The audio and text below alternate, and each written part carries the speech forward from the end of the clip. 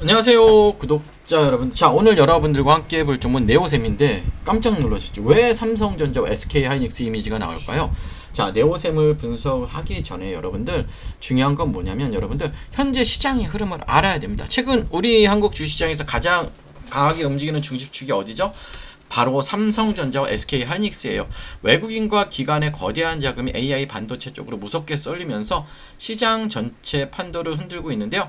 하지만 여기서 우리는 정말 중요한 질문을 던져야 해요. 삼성전자와 SK하이닉스 다음 수급은 어디로 갈까요?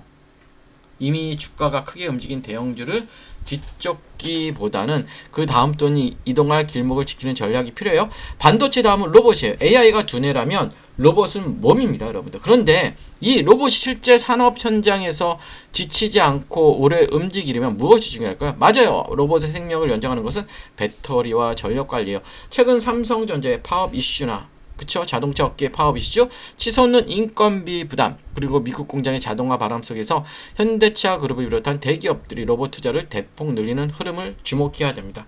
그래서 여러분들 우리는 이 배터리 관련주에 관심을 가져야 되는데요. 자, 이 관련 테마는 영상 끝에 말씀드릴 테니까 오늘 영상 끝까지 집중해 주시고요. 이제 네오셈 분석해 볼게요. 자, 네오셈이 어떤 회사인지 알아보도록 할까요, 여러분들? 자, 어렵게 생각하실 필요 전혀 없죠. 자, 이 네오셈 위에서 어떤 회사일까요? 자, 한마디로 글로벌 1위급 SSD 검사 장비 전문 기업이죠. 반도체 제조 공정 중에서도 제품의 불량 여부를 최종 판별하는 후공정 검사 장비를 만들어요. 자, 주력 제품 SSD의 성능과 신뢰성을 테스트하는 SSD 테스터, 그리고 가업권 환경에서 정상 작동 여부를 판별하는 번안 테스터입니다. 자, 이 회사는 결국 무엇으로 돈을 버는 회사인가에 대한 답을 내리자면 바로 글로벌 데이터 센터 차세대 메모리 검사 장비 공급이고요. 전체 매출의 90% 이상이 이 검사 장비에서 나오며 주로 북미와 글로벌 빅테크 기업들로 수출이 돼요. 오늘의 영상과 비교해보면 굉장히 밀접한 종목이라고 볼 수 있죠. 그렇다면 최근 이슈와 한번 주가 위치를 볼게요. 네오셈의 최근 주가 위치는 고점 돌파 이후, 그쵸? 14,000원대에서 지지력을 테스트하는 변곡점 내지 뭐죠? 지지 구간에 있어요. 네, 확인 구간에 있는 거예요, 여러분. 네오셈은. 그쵸?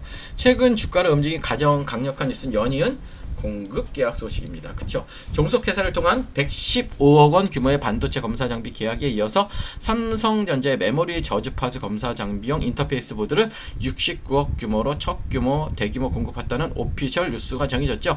대기업 공급망 다변화라는 측면에서 아주 긍정적인 신호예요. 하지만 최근 발표된 1분기 재무제표와 애널리스트 분석을 보면 우리가 냉정하게 봐야 될 리스크들이 있어요. 자, 먼저 긍정적 해석은 뭘까요? 예. 81억 원 규모의 교환사채가 주식으로 전환되면서 부채 비율이 뚝 떨어졌다는 거예요. 이건 굉장히 긍정적인 이슈죠. 반대로 리스크 관점의 부정적 해석은 본업의 1분기 매출과 영업이익이 전년 동기 대비 동반 감소하며 일시적으로 외형과 수익성이 둔화되었다는 거죠.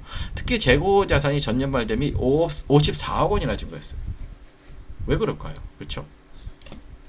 이것은 단순 재고 적체인지 아니면 차세대 기기인 CXL 3.1이나 GEN6 장비의 대규모 수주를 대응하기 위한 선제적인 원자재 확보인지를 확인하는 것이 핵심이에요. 즉 지금 주가는 본업의 단기 실적 둔화라는 리스크와 차세대 장비 공급 개시라는 중장기 모멘텀이 팽팽하게 맞서고 있는 구간이죠.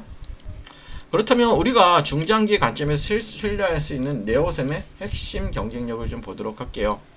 첫째, 사업 구조의 강점입니다. 고성능 데이터 센터가 확대될수록 데이터 처리 속도가 빨라진 GN5, GN6 도입이 필수적이고요. 자, 네오셈은 이 규격 변화에 따라 빠르게 대응하는 기술 리더십을 가지고 있고, 둘째, 시장 내 확고한 위치죠. 랭킹 상위권의 글로벌 메모리 제조사 및 북미 빅테크 기업들 고객사를 확보하고 있어서 진입 장벽이 매우 높고 기술 신뢰도가 검증된 기업입니다, 여러분들. 셋째, 앞으로 이 기업이 한 단계 더 앞으로 위해 필요한 조건은 결국 쌓여있는 재고 자산이 실제 글로벌 고객사의 대규모 수지로 연결되면서 매출로 전환되는지 여부예요. 차세대 기술인 CXL 시장이 본격적으로 개화되면서 4%대로 내려앉은 영업이익률을 다시 두 자릿수로 돌려세우는 시점을 확인하는 것이 무엇보다도 중요하고요. 이제 차트적으로 분석을 해보면요. 자, 차트적으로 보면 여러분들도 아시다시피 흐름은 맞아요. 뭐냐면 얘가 큰 흐름을 두 번 이어가려다가 여기를 못 돌파하고 결국은 매물대에 갇혀서 좀 무너지는 흐름은 맞아요. 우리가 월봉의 큰 흐름을 보면요, 기본적으로 중요한 자리는 얘가 지금 이 음봉 있죠. 이 음봉을 기준이 되는 봉으로 잡으세요. 그래서 우리가 매수를 하기 위한 조건이에요. 음봉의 여기에요. 그건 뭐냐면 15,000원이 굉장히 키포인트인 자리예요. 15,000원. 오늘 상승은 아니에요. 오늘 상승은 그냥 기술적인 반등일 뿐이에요, 여러분들. 그래서 너무 제가 볼 때는 너무 심하게 오늘 매수할 게 아니라 이 15,000원이라는 가격대가 확실히 안착했을 때 매수하는 걸 추천을 드립니다. 그래서 절대 오늘의 상승에 매수하지 마시고요. 조금 관망인 흐름으로 가셨으면 좋겠고요. 자, 그러면 네오셈은 많이 떨어졌으니 사야지, 혹은 실적이 둔화됐으니 팔아야지라고 단순하게 끝낼 종목이 여러분 아니에요. 여러분의 보유 가격대가 최고점 부근인지 현재 지지선 구간인지 아니면 새롭게 관심을 두고 진입 기회를 노리는 구간인지에 따라 봐야 할 기준과 매매 시나리오가 완전히 달라져요. 자, 제가 시간상 다 다루지 못한 구체적인 매물대 분석, 평단가별 가격 대응 구간, 그리고 다음 수주 공시 확인 기준이 담긴 비공개 체크리스트를 준비해드렸어요. 내가 가진 평단가에 맞춰 리스크를 최소화하고 수익을 극대화할 전략이 필요하시면 주저하지 마세요. 아래 영상에 있는 번호로 네오셈 아니면 종목이라고 문자 남겨주시면 확정 수익 같은 과장된 표현 없이 오직 시장 데이터에 기반한 냉정한 리스크 체크 포인트를 전달해 드릴게요. 철저한 기준만이 계좌를 지킵니다. 지금 바로 문자 주시고요. 이제 정말 중요한 영상이죠. 영상 초반에 말씀드렸던 거, 이제는 배터리 관련주를 사야 돼요. 어떤 종목을 사야 될까요? 집중해 주시고 미리 좋아요 구독 부탁드릴게요. 자, 여러분, 지금 한국 주식시장에서 가장 강한 중심주는 누구나 알고 있습니다. 삼성전자와 SK하이닉스죠. AI 반도체, HBM, 메모리 업황 기대감이 겹치면서 외국인과 기관의 자금이 반도체 제형주를 강하게 움직이고 있죠. 그런데 주식시장에 정말 중요한 것보다 이미 많이 오른 종목을 따라가는 것보다 그 다음 돈이 어디로 움직일지를 먼저 보는 거죠. 삼성전자와 SK하이닉스 다음 수급은 어디로 갈까요? 지금 여기서 저는 단순히 2차 전지 전체를 보는 게 아니고요, 단순 로봇주만 보는 것도 아닙니다. 지금 봐야 할 건 AI 반도체, 다음에 이어질 수 있는 피지컬 AI, 그리고 로봇의 에너지 핵심 축이에요. 자, 쉽게 말하면 이렇습니다. AI가 두뇌라면 로봇은 몸입니다. 그런데 이 몸이 아무리 좋아도 오래 움직이지 못하면 산업 현장에서 쓸 수 없습니다. 공장에서 계속 움직이고 무거운 물건을 나르고 정밀한 작업을 반복하고 충전과 반전을 안정적으로 관리하려면 반드시 필요한 게 있다. 바로 뭘까요? 바로 배터리입니다. BMS, 전력관리 충방전 시스템입니다, 여러분들. 중요한 건 뭐냐면 그냥 일반적인 2차 전지 종목을 제가 보자는 게 아니에요. 전기차 배터리와 로봇 배터리는 보는 기준이 틀립니다, 여러분들. 전기차는 긴 주행거리와 대용량이 중요하지만 하지만 산업용 로봇이나 협동 로봇은 뭐예요, 여러분들? 순간 출력, 안정성, 충전 효율, 배터리 있으면 그리고 전력 제어가 훨씬 중요하죠. 고출력 배터리백이 중요한 거예요. 그래서 제가 여러분들께 관심 있게 보는 쪽보다 단순 배터리 셀보다 로봇의 배터리를 안전하게 관리하고 전력을 효율적으로 나눠주고 충전과 방전을 제어하는 핵심 부품 쪽이에요, 여러분들. 쉽게 말해 로봇의 배터리가 심장이라면 BMS와 전력 관리는 그 심장이 안정적으로 뛰게 하는 제어 장치죠. 대부분 투자자들은 로봇주라고 하면 로봇팔, 로봇 완성품, 자동화 장비만 먼저 보죠. 물론 그쪽도 중요하긴 해요. 하지만 실제 산업이 커질 때 조용히 같이 따라받는 건 배터리 관리, 전력 제어, 그쵸? 그리고 구동부 전원, 센서 전원, 그리고 고출력 배터리 쪽일 수가 있어요, 여러분들. 또 여기에 최근에 삼성전자, 카카오의 파업 이슈, 그쵸? 자동차 업계의 파업 이슈, 인건비 부담, 공장 자동화, 미국 생산기지 투자, 현대차 그룹의 로봇 투자 흐름까지 겹치면 시장은 다시 자동화와 로봇 밸류체인을 볼 수밖에 없어요. 물론 오해하시면 안 돼요. 파업 이슈가 나왔다고 해서 무조건 로봇주가 오른다는 뜻은 아닙니다. 파업은 단기 뉴스. 하지만 자동화 투자는 보다 중장기 흐름이에요. 자동화 투자는. 기업들은 생산 차질을 줄이고 인건비 부담을 낮추고 공장 효율을 높이는 방향을 계속 고민할 수밖에 없죠. 그 과정에서 로봇, 배터리, 전력관리, 자동화 설비가 다시 시장에 관심을 받을 수밖에 없습니다, 여러분들. 그렇다면 여기서 중요한 건 아무 종목이나 보면 안 되겠죠. 테마 안에서 조건이 필요하죠. 자, 로봇 또는 자동화 산업과 연결될 수 있는 실제 사업 구조를 가지고 있어야 되고, 둘째, 배터리나 전력 관리 쪽에 단순 기대감이 아니라 실제로 매출 연결 가능성이 있어야 하고, 셋째, 최근 주가가 이미 과열된 상태인지 아니면 조정 이후 다시 관심을 받을 수 있는 위치인지를 확인해야 되고요. 저는 여기서 차트도 굉장히 중요한 겁니다.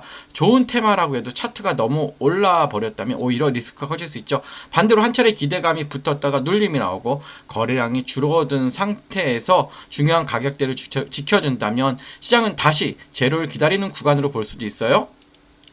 그래서 봐야 할 건 세 가지죠. 첫째, 21선 부근을 잘 회복하는지, 그리고 61선이나 주요 매물대에서 지지가 나오고, 셋째, 거래량이 감소한 눌린 구간인지 아니면 수급이 빠지는 하락인지. 주가가 빠졌다고 무조건 나쁜 건 아닙니다. 중요한 건 어떤 거래량을 빠졌는지, 어떠한 가격대에서 멈췄는지, 그리고 외국인과 기관 수급이 다시 돌아오는지예요. 특히 이런 테마성 종목 뉴스만 보고 접근하면 위험하죠.